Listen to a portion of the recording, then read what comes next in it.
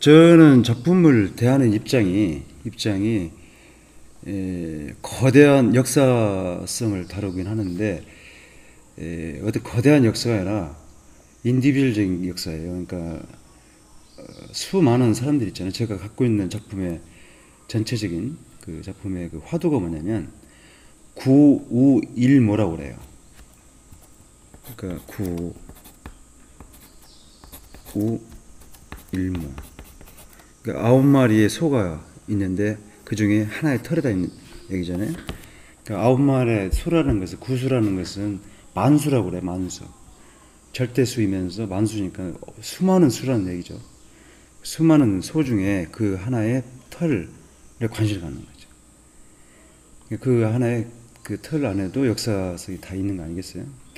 그러니까 무덤을 작품을 할 때도 그 공동묘지 가보시면 개인의 다 역사가 있고 사연이 있고 다 있단 말이에요. 사연 또한 역사가 아니겠어요? 그런 것들이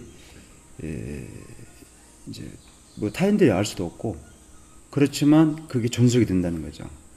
저는 그런 데 주목을 하는 거죠. 그리고 이제 그 눈이라는 것은 그 안에 있는 그 사연들과 역사성에 대해서 증명해 보려고 하는 그들이 몸은 사라졌지만 정신 세계는 살아있지 않겠는가 기록되어 있고 뭐 가정에 보면 족보도 있잖아요. 그래서 그 눈이 갖고 있는 상징은 결코 주어 있는 건 아니다. 그런 것을 이제 강조하기 위해서 그런 형상성 있는 눈을 살아있는 눈으로 이렇게 비디오를 해서 그 도큐멘트 작품 같은 경우에도 아까 말씀드렸듯이 그런 작품을 이제 성향을 낸 건데 그때는 제가 이제 한국의 무덤 형식을 빌린 그런 작품 하나 하고 서양이 갖고 있는 특징은 비석적인 개념이 많잖아요. 무덤을 우리나라처럼 봉분을 만들지는 않고 그래서 이제 그 기록을 해놓는 그런 형식으로 해놓은 거 수직적 개념이 많거든요. 우리는 수평적 개념이 이렇게 차분하게 있는 반면에 그 드러나 있는 그런 형상성이 있었기 때문에 저는 이제 독일을 즉 이제 유럽을 상징한다고 하나 서양을 상징한다거나 근데 그 상징할 수 있는 그런 의미로 이렇게 수직으로 세운 원통형의 그 철로 만든 원통형의 그 비석 같은 게 하나 있었어요. 그걸 서로 이렇게 마주보게 해가지고 한국을 상징할 수 있는 무덤과 서양을 상징할 수 있는 그런 그 무덤의 모습이 서로 이렇게 랑데부시켜서 바라보는 그런 작품을 전개를 했었죠. 그러니까 좀 이제 약간 유머를 섞어서 말할 수가 있는데 처음에는 내 그 무덤 작품을 보고 이글루라는 얘기를 많이 했어요. 그 아무래도 그렇게 좀 형상성이 익숙지 않다 보니까 이글루가 아니냐 그런 같은 형상이라고 이렇게 질문을 했었는데 제가 또 거기에 대해서 설명을 하게 됐죠. 이글루 역시도 사람이 살던 공간이죠. 그 에스쿠빈들이 살던 공간이니까. 하지만 여기는 이제 죽은 자들도 사는 공간이다 이거죠. 그래서 봉분이라는 뜻이 집이라는 뜻이거든요. 사자들이 사는 집이라는 뜻이 봉분인데 그래서 그걸 설명하고 그 데이터를 내가 기회가 되면 보여주고 그랬어요. 이러이러한 무덤이다. 실제 무덤이죠. 그러니까 이 사람들이 일단은 처음에 대하는 입장이 이러더라고요. 보니까 일단은 잘 모르는 형상 무덤 같은 데서 눈이 나오다 보니까 처음 본 거죠. 그런 메커니즘이 드러나는 게 특히 근데다가 메스가 주는 것도 처음 본 데다가 좀 처음에 대하는 그런 신선한 느낌이 있었는지 반응이 이렇게 제가 그런 기도도 못했는데 반응이 저는 제가 생각할 수 없는 정도로 이렇게 반응이 좋았었죠. 좋았다는 얘기가 무슨 뜻인지 모르겠지만 여튼 간에 주목을 많이 하긴 했었습니다. 아주 많이. 우선은 그 유럽 전반적인 것을 제가 이제 도큐멘터리를 통해서 좀 보게 됐죠. 아무래도 거의 한 7, 80%가 유럽 작가들이니까. 근데 좀 이렇게 좀 화학적인 반응이 좀 많았어요. 되게 보면은 유럽 작가들의 작품이 화학적인 냄새가 나요. 이렇게 상대 아주 쿨하고 메카니즘적인 요소가 많이 있는 거죠. 그러면서 약간 좀 성애적 문제를 접근하는 방법도 굉장히 화학적인 냄새가 많이 나는 그런 게 있었는데, 비해서 저는 좀 이렇게 정적인 요소로 다가갔던 모양이에요. 그러니까 휴머니즘이라고는 그런 단어가 새삼스럽게 느껴진다고 그랬어요. 무덤이라고 하다 보니까 휴머니티가 요소가 상당히 강조되어 있는 작품 같다. 그게 우리가 지향하는 점이다. 근데 그런 얘기를 좀 들었게 됐죠. 저는 거기에 대해서 공감하지 않습니다. 공감하지 않지만 그런 얘기는 들은 건 많이 있었어요. 그 같은 패턴으로 가는 건데, 그것은 이제 튜브예요. 철로 만든 지름 3m에 길이가 8m 정도 되는. 근데 영어로는 케이브라고 그러죠. 케이브라고 그러고, 이 한문으로는 관은 혈자 써서 혈자입니다. 이걸 쉽게 말하면 태라고 그래요. 탯줄. 탯줄 있지 않습니까? 그러니까 어미가 뱃속에 아이를 이제 배어 있을 때, 그 어미하고 아이는 어떤 통로를 통해서 호흡을 하고 음식물을 교환하고 그 대화를 나누냐면 바로 그 탯줄을 통해서 해요. 그런데 그 탯줄이, 이 아이는 한 번 죽습니다. 태어나기 전에. 그 탯 잘라버리잖아요. 자르면 반드시 죽는 거 아닙니까?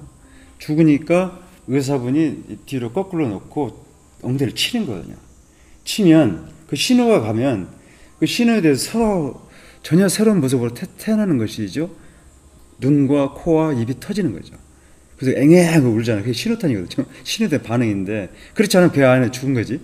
이게 그 탯줄 하나에서도 충분한 교류가 있었고 전생을 살았던 거니까, 그 하나의 생명체가 그 안에서도 굉장한 역사가 분명히 있다는 거죠. 마치 무덤처럼.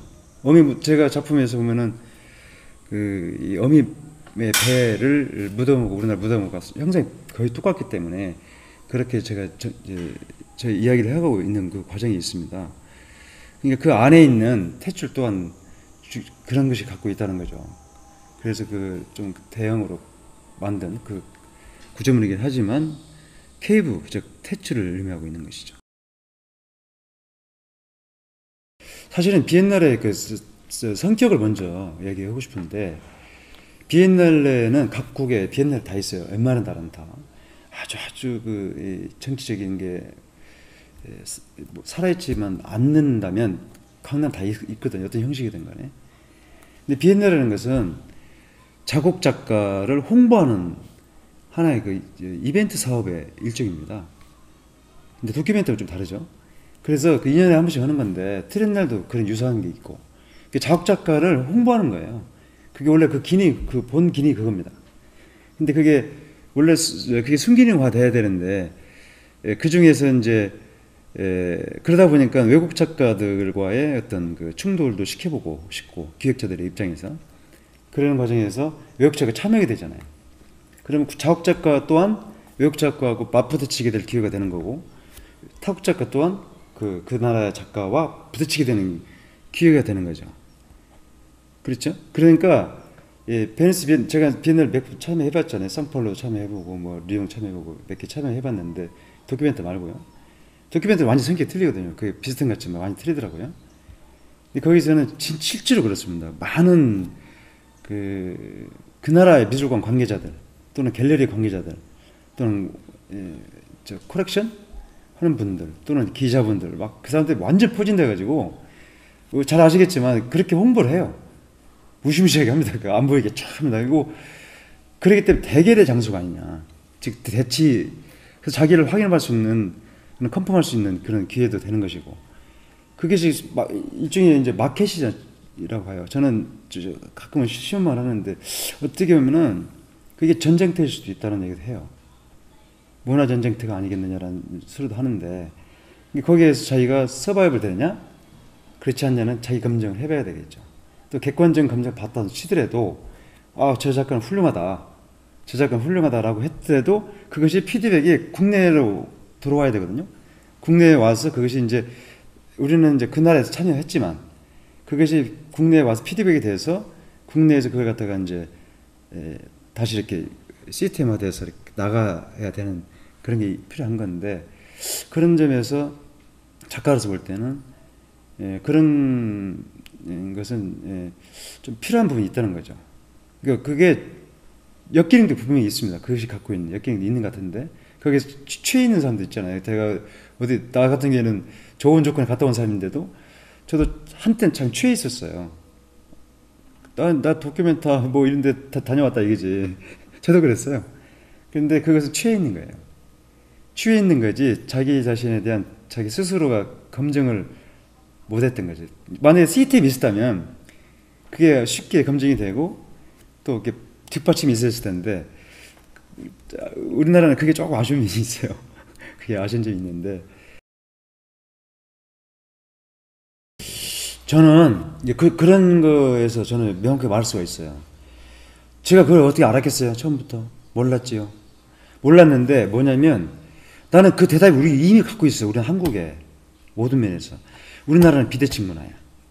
완벽하게 전 세계에 없는. 그러니까 싸잡아서 전세 우리 동양권에서도 일본도 그렇고 다 중국 다 대칭적인 요소가 있는데 비해서 한국은 유일하게 비대칭이에요. 그러니까 생각들이 다 비대칭적인 생각을 많이 한다고. 그러니까 강함과 약함을 동시에 갖고 있거든요. 작품에서 그게 여실히 드러난다는 거죠. 근데 그게 정확한 기획력만 있다면, 정확한 시스템만 있다면 얼마든지 먹힐 수가 있다. 국제무대에 나가서. 근데 그게 아쉬운 건데, 제가 그나마 이제 국제무대에서 먹혔던 이유는 비대칭이 보이는 거죠. 그러다 보니까 비대칭은 우리나라 엇박자가 있지 않습니까? 음악에도 엇박자 비대칭이거든요. 아닌 게 없습니다. 그러니까 저는 비대칭적 요소를 살려라. 근데 그게 어려운 게 아니다는 거예요. 이미 있다, 너한테. 이미 있으니 서구에서 갖고 있는 서구적 지향점이 갖고 있는 논리를 공부할 필요는 있지만 그걸 그대로 지향하다 보면은 이삭죽기 한다.